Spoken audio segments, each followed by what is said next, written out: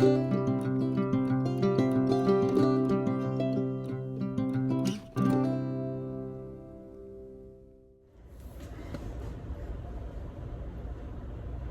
morning, everybody. Welcome to Sweet Pea Southern Home. If you're new here, my channel is about gardening, preserving the harvest, what I get up to at our little small homestead. We have chickens and pigs and miniature dachshunds. I have a big garden that is always a work in progress. And I also do knitting, crochet, cross stitch, and sometimes some quilting and sewing. So there's just a little bit of everything on this channel. I do things seasonally. So right now it is summertime and the garden is in full swing. I live in Louisiana in Zone 9A. So a lot of our summer crops are wrapping up, but some of my summer crops are just getting started. So we have a lot more growing season left. I hope that you'll stick around. My name is Christy. Please give this channel a like and a thumbs up if you enjoy the content. And like I said, I hope you'll stick around. So today we are preserving tomatoes. These are the tomatoes from my garden that I froze. I grew mostly this year, I grew paste varieties. Some of these are a few slicers, but for the most part, they are Hungarian heart, some German paste tomatoes, Amish paste. Let's see, I had Napoli, I had San Marzanos, and a few others, but those were kind of my top producers this year. So we're going to be making spaghetti sauce today. I do make a seasoned sauce. If you're new here, it's just my husband and I, Denny, that I can for, and some family, but mostly just my husband and I. So I don't need huge quantities of stuff, but I do like to grow at least, preserve at least a year's worth of things, and sometimes two, depending on what it is, so that I don't have to preserve the same thing every year. But I do generally preserve tomato based products every year. So today's going to be my Italian tomato sauce. I use this sauce for spaghetti, lasagna, all the regular stuff that you would think of, pizza sauce. So it will be seasoned, and I guess I'm just kind of rambling. Let me tilt you down here so you can see what I'm doing. We're about to get this on the stove and started cooking. This is an all-day affair. It is super hot here, as you might imagine, in South Louisiana. So I am trying to, it's overcast for the most part day to day, and we've finally been getting some rain. So I'm trying to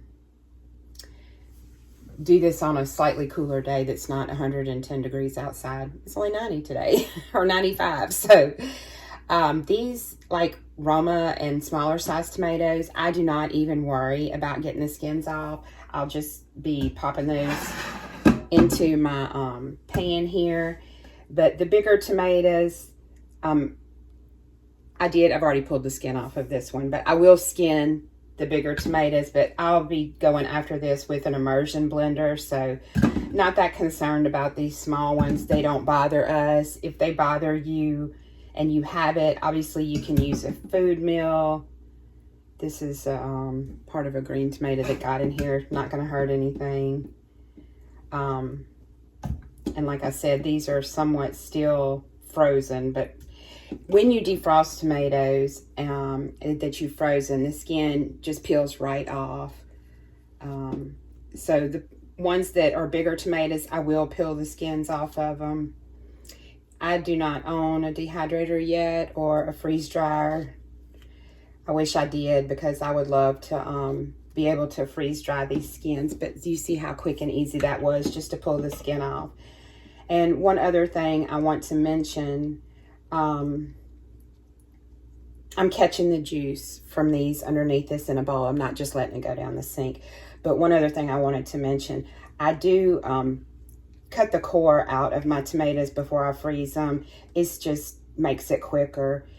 And if these were thawed all the way, it would be even easier to get the skins off. But some of them are a little bit frozen still, but that's okay. We will make it work. So I hope you, if you live in the States, I hope you all had a wonderful 4th of July. We had a really quiet day, and I actually took the week off last week from filming.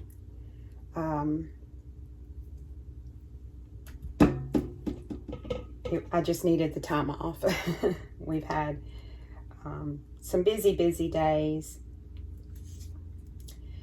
But today is a canning day, and I am excited to get this out of my freezer because I have okra and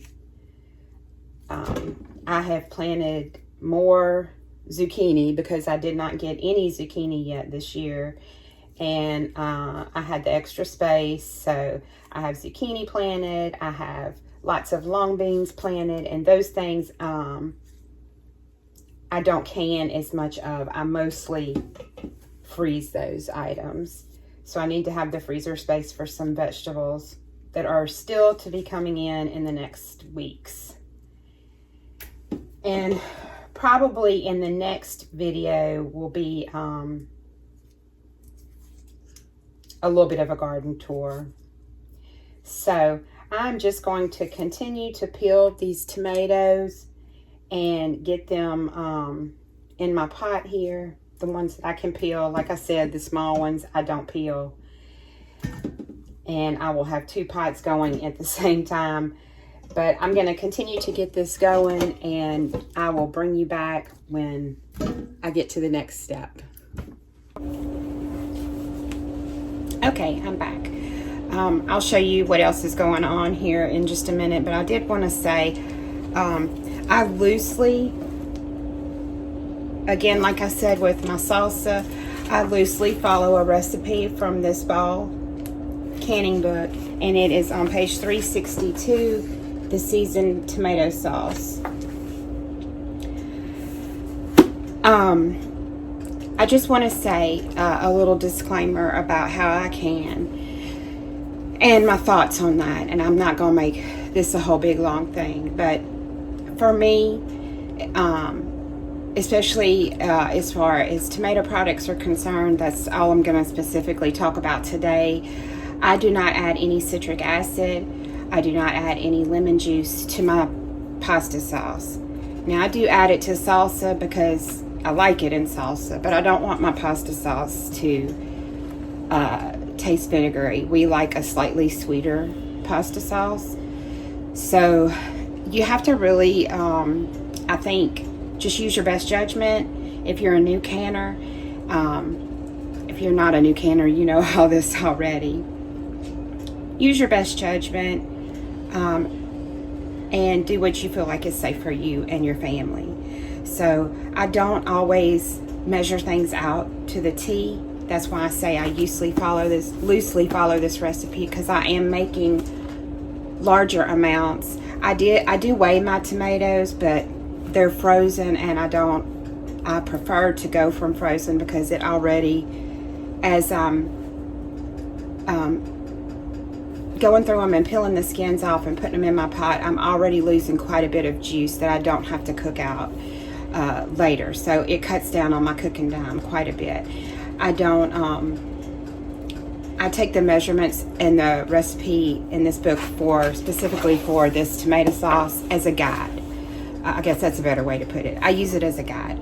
So this recipe specifically is 10 pounds of tomatoes. I did weigh my tomatoes out.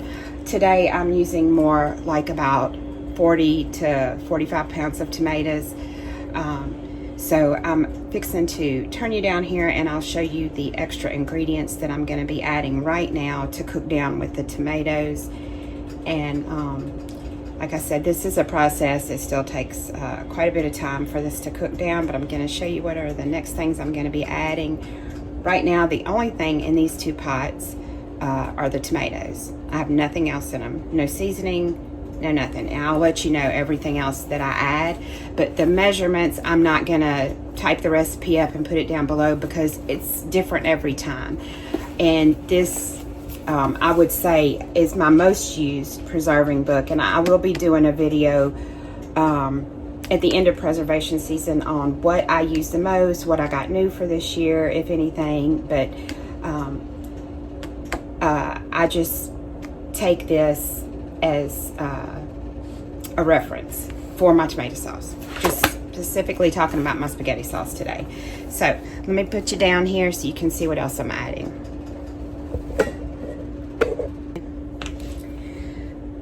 I have 1 tomato and 1 bell pepper,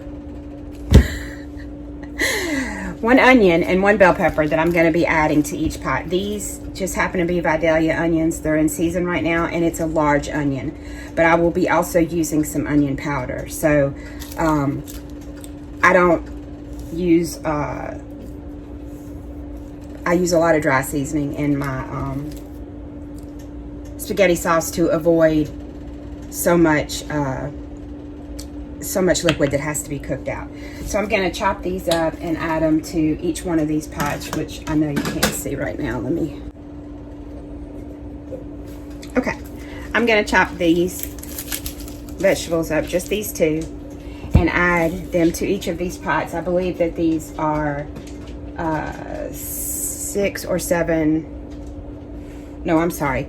These are 12-quart stock pots. And they're fairly full with tomatoes, but of course that is going to cook down quite a bit. So let me get this stuff chopped up. And before I even chop that, I can go ahead and add this.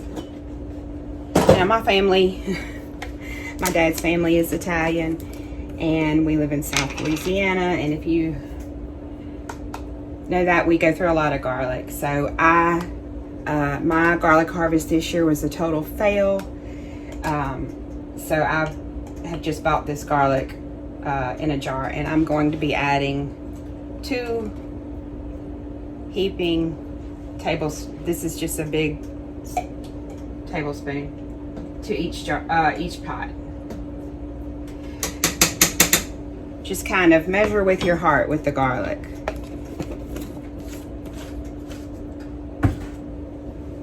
And I will be showing you in a little bit an unusual ingredient that I use for this. It might be different, it might be something you've never heard of, but we won't be adding that till towards the end. So I'm trying not to make this video an hour long, so I'm gonna stop here. I'm gonna add 1 large green bell pepper and 1 large onion, any kind you like, to each pot, along with the garlic. Give it a little stir, and these are going to simmer. As soon as they come up to a simmer, I usually take the lid off so it can start boiling out some of that liquid. I'm not going to add any other ingredients right now, just all my fresh ingredients, and let them cook for a little while. And I'll be back to show you later what I do. Okay, we're back to move on to the next step. My 2 pots of tomatoes have been simmering for about an hour and a half, and we're going to add some dry seasoning to it. So let me bring you down so you can see this.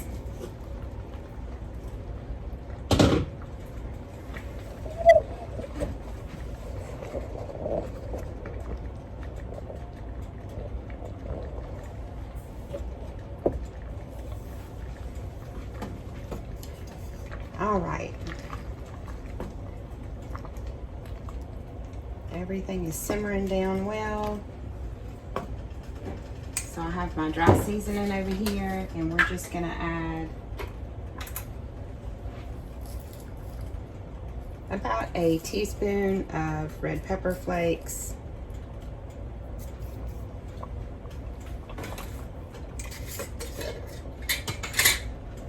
a good handful of onion powder,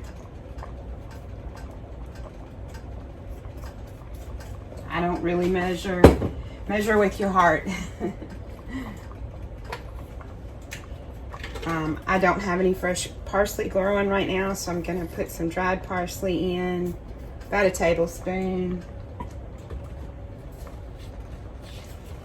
And let's see.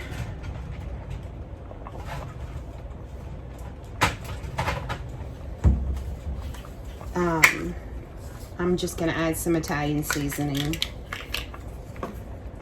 We really prefer that, nothing too fancy. I thought this was already open, but it's not.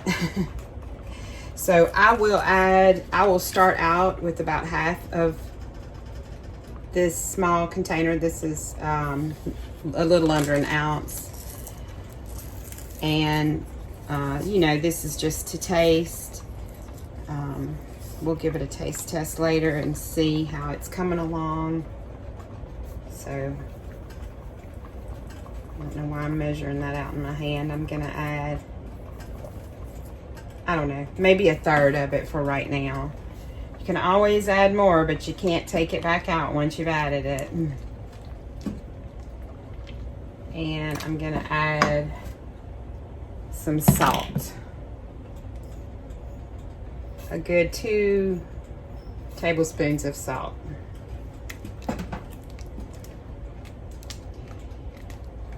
And this is just going to continue to simmer probably for another hour.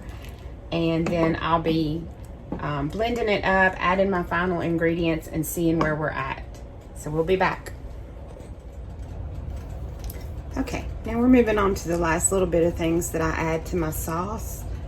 And this is something unusual, I think, that I add. I will be adding some pumpkin. This is just cubed pumpkin that I cooked from some pumpkins I had last fall. This happens to be a Jardel, and this is really good to use in soups. You can use it in chilies. It just adds a sweetness. It bulks it up, makes it go a little further, and it's a great way to add some fiber. So I'm gonna get this drained. I've already done this pot, and so I'm gonna show you what it looks like in this pot, so you don't have to see me do it in here. But this is the last thing that I'll be adding, and then I will be using my immersion blender, which is right here. Like I said, I've already done it in this pot. Use my immersion blender to blend everything up and blend some more. If I had a Vitamix or something like that, I would use that, but I don't.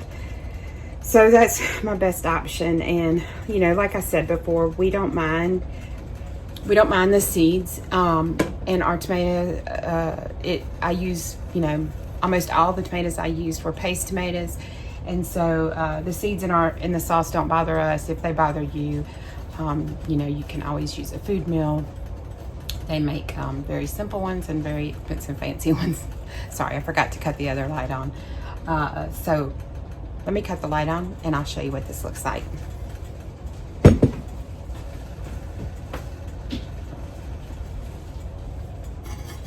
I'm gonna get this draining while we're waiting. While I'm talking to you.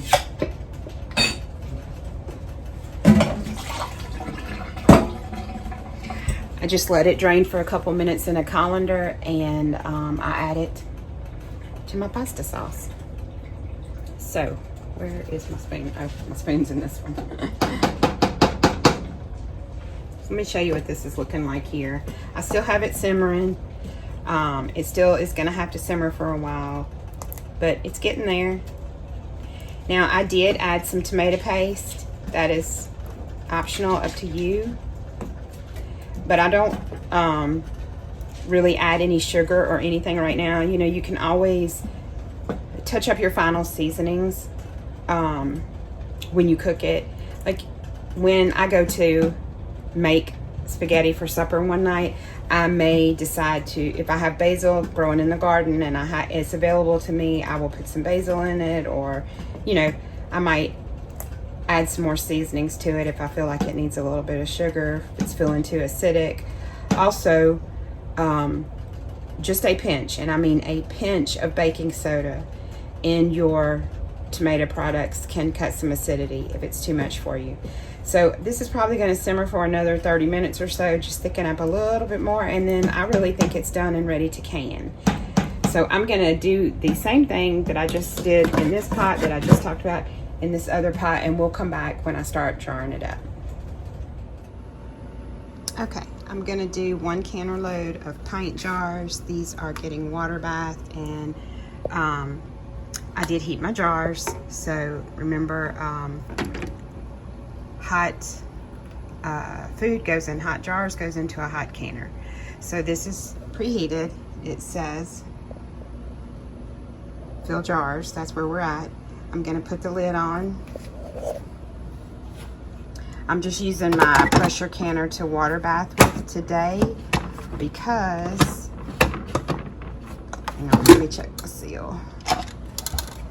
You always want, here, this is a good thing to show you, I think.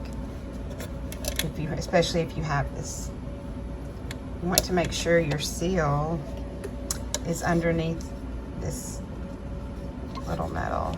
It's a little harder to do it one-handed. Oh, I'm struggling. Make sure your seal is where it needs to be or your lid won't close. Okay, got that fixed. Let's put the lid on. I like to do some pints for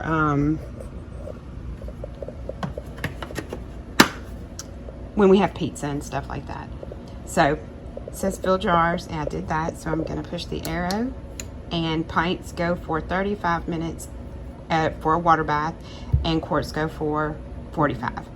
So once I get everything processed, we will come back and I'll show you how much I ended up with, and that'll be it.